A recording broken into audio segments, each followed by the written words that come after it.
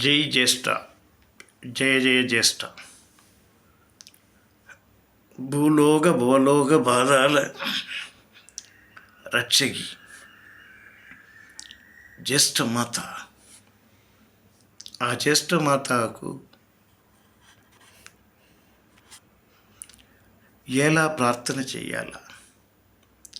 జ్యేష్ఠమాత అని తెలుగు ప్రాంతంలో పెద్దమ్మ దేవత అంటారు, గోమాత అంటారు.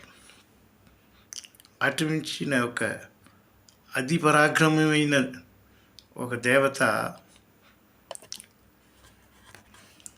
ఈ ప్రపంచంలో కొన్ని కాలంలో ఎవరికి తెలియకుండా పోయింది.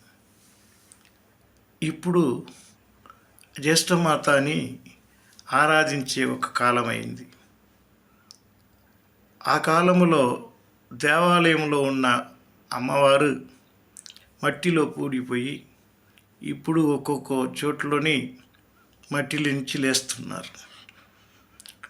అటుమించిన ఒక అతీత దేవతని మీరు దర్శించుకోవాలి. మీ ప్రార్థనలు, కోరికలు చెప్పి ఆ ఫలము అనుభవించాలి. అందుకని ఇక్కడ తమిళనాడులో కాంచి పక్కన పక్షితీర్థం అనే ప్రదేశంలో చెంగల్పట్టు జిల్లా పక్షితీర్థం అనే తిరుకడుకుండ్రం తాలూకాలో వీరాపురం అనే ఒక దివ్యక్షేత్రం. సుమారు 2000 సంవత్సరము ముందు ఆ చోట్లో ఆ అమ్మవారు ప్రబల్యముగా ఆరాధించి ఉన్నారు.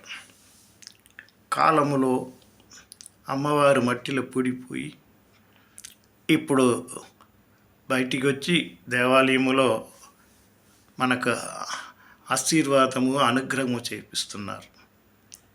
అటువంటి దేవత జ్యేష్ఠాదేవికి మనం ఆరాధించి మన కష్టములు అన్నీ తీర్చుకోవాలని ప్రార్థిస్తున్నాము. అదే లేకుండా ఆ అమ్మవారికి పక్కన కొలిగను, మాంది అనే ఇద్దరు బిడలు వాళ్ళు పక్కన ఉండారు. ఈ